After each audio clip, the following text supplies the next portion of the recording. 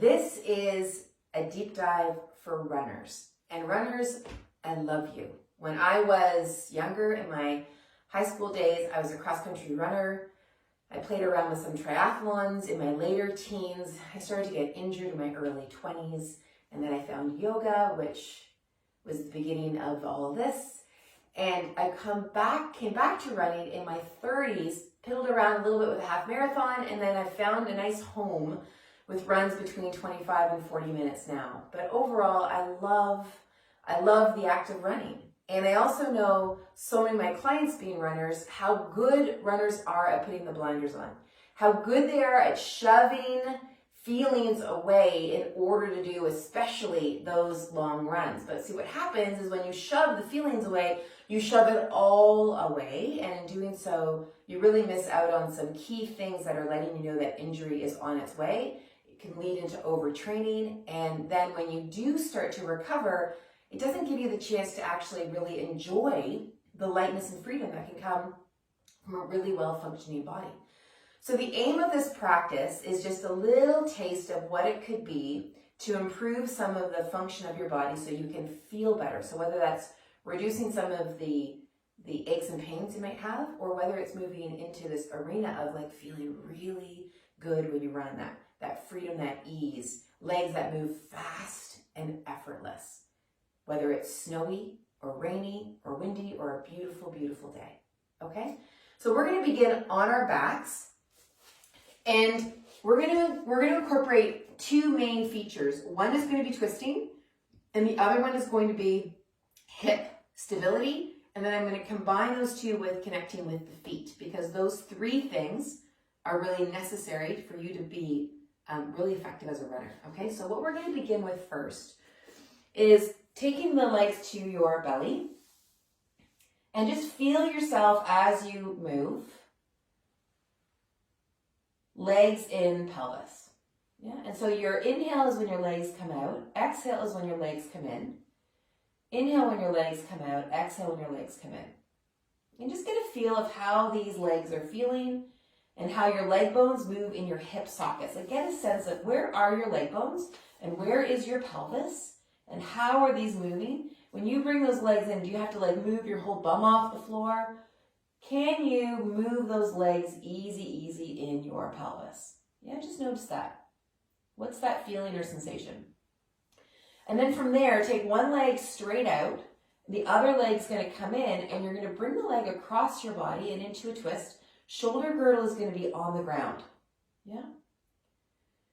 So the idea here is you're rotating your body. Shoulder girdle is a bit of a gentle, soft anchor.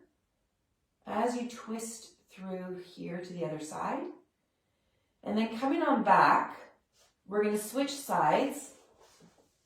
The leg comes across.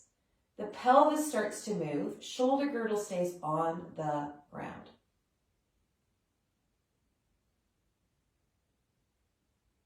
Good. And then come on back. Okay, so now we're going to do something building from that, where you're going to bring one leg up, followed by the other. Now we're going to take one leg over, feel that leg moving in the pelvis. At some point, the other leg is going to want to follow. Shoulder girdle stays on the ground. This leg lifts up. Other leg comes over. I'm going to scooch away a little bit from the wall. And then over we go here. Okay, now one leg comes up. We just move left and right.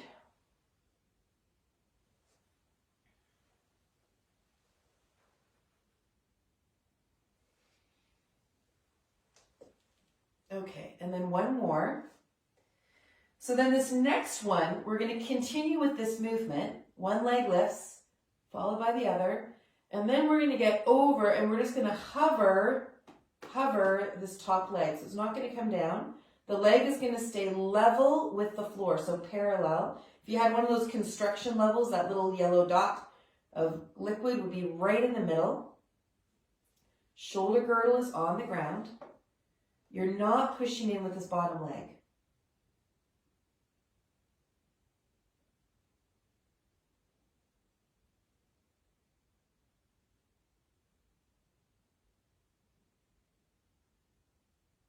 Really easy. Notice if you hold anything in your rib cage or your jaw or your face, and let that relax. Now, as you relax areas that you don't actually need in the movement, you're going to feel it more in this outer hip.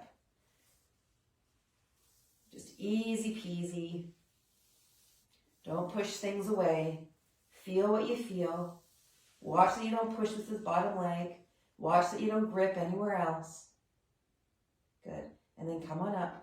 And then other side. Over we go. And into a twist with a hover. All in that outer hip. Loving your hip. Easy through the shoulders. Not pushing with the bottom leg.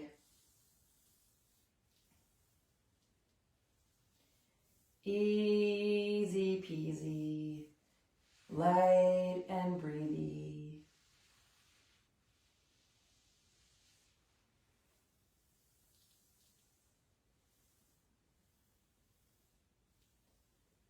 Awesome. Okay, and then bring that leg back up. Good, and then one leg comes down, and then the other leg comes down.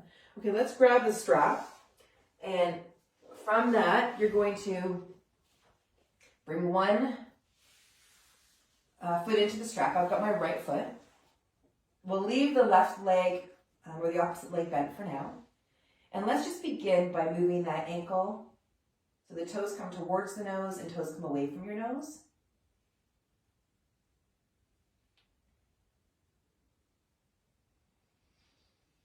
Good, and then let's bring that leg across your body. Keep the pelvis on the ground, and see if you can feel from your hip to your foot. Hip to your foot. And what I mean by feeling is it's not that you feel a stretch from your hip to your foot. You might, but it's more, can you get a sense of these body parts in your mind's eye? Can you feel these body parts? And can you feel your pelvis on the ground? Yeah. And then bring the leg back up to the top and then over about 6 inches. So the pelvis is still stable.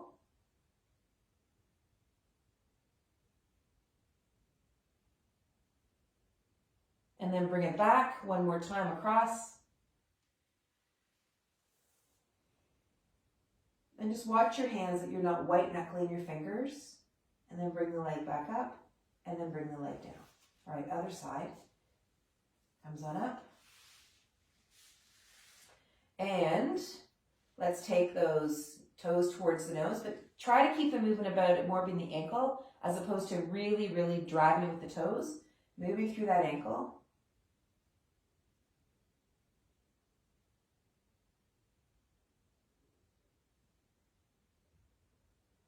And then bringing the leg across your body.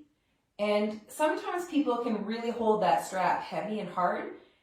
And that's all right if you need that extra support in the leg. And then also notice if you don't quite need it, can you take 10% effort away from the strap? Good. And then come back up. And then the leg comes wide.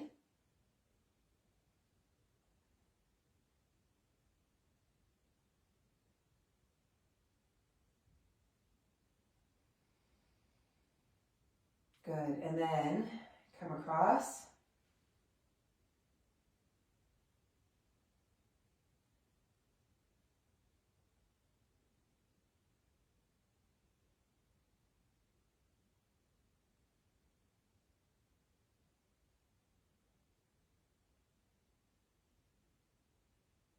Good, nice, and up, and then drop the knee. Okay.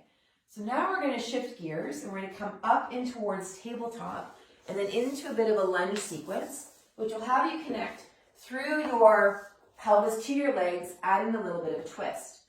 So let's take the right leg forward first and take the toes under in the back. Press that heel back. And if you need something underneath your knee, by all means put a blanket or a pad. Yeah? We're just going to move forward and then back. Now, your knee sometimes will want to fall inward. Now, know that it's not the knee that wants to fall inward. It's a connection between the hip and the foot that's needing a bit of support, and that's why the knee's falling in. So take your hand to the outside of your thigh, press that ever so slightly so that it's coming from your leg bone in the hip socket, And as you do, you'll probably notice a shift in your foot as you do that. Okay, now we're just moving forward and back, pressing that heel back. Okay, and then bringing your hands to the floor, pressing the heel back. And then lift that right hand up, press the leg into the hand. Just ever so slightly like you were just doing. Okay, you ready? We're going to come up into a high lunge. Up we come. Keep that leg pressing into the hand. There you go. Heels are pressing back. Feel the bottom of the foot. Let the hand go maybe. And then arms come up, either straight up or partially up. And then bring the arms down. Press that leg. And then down you come. Good. All right, other side. So we're taking the hand to the outside of the thigh, helping connect between the hip and the foot, and then moving forward and back through the hips and the knees. Get a feel of that motion, forward and back. Feel the hips, the knees, and the ankles. Stay connected. Watch that you're not driving the movement from your back.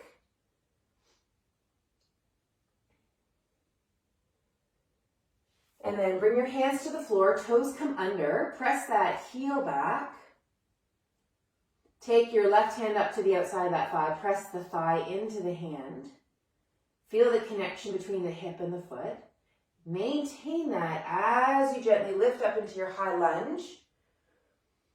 And you can keep your hands down or you can bring them up part way, or even straight up. Pressing the heel back. Good. All right, come down. Good. Other side. Okay, now this time we're going to come back to the high lunge, but we're going to add a twist. So press the heel back. Find the connection between your hips and your feet.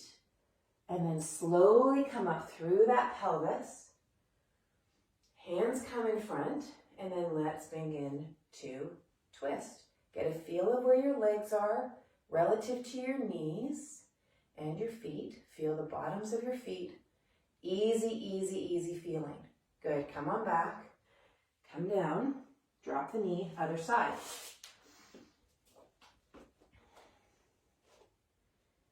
Press that heel back. You might want to put the hand onto the outside of the thigh. Into your high lunge. Bring your hands together and let's add a twist. Press that heel back. Easy in the feet. Lovely. And come back. Good. And then drop. Lovely. Okay. From here, let's bring your knees down onto your heels, or not knees, that would be your hips onto your heels. Reach your hands out forward. We're not coming straight down into a child's pose, but we're just reaching the hands out. Good. And then come back into table. Now keep your hips on top of your knees, reach the arms out.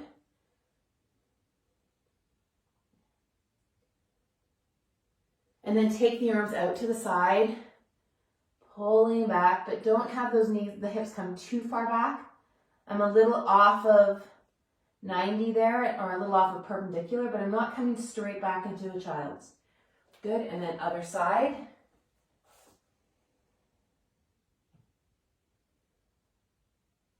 Really good.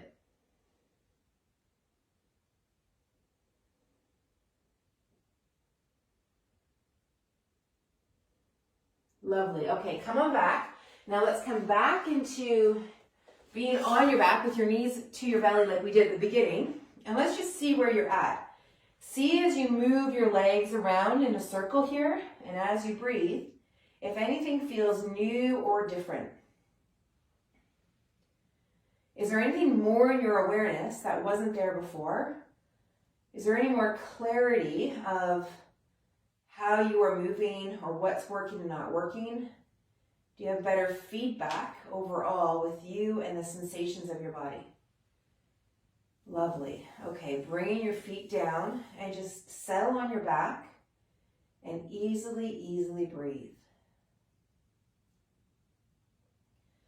Now as a runner, you might just want to get up and run. See if you can be here for another 5 breaths.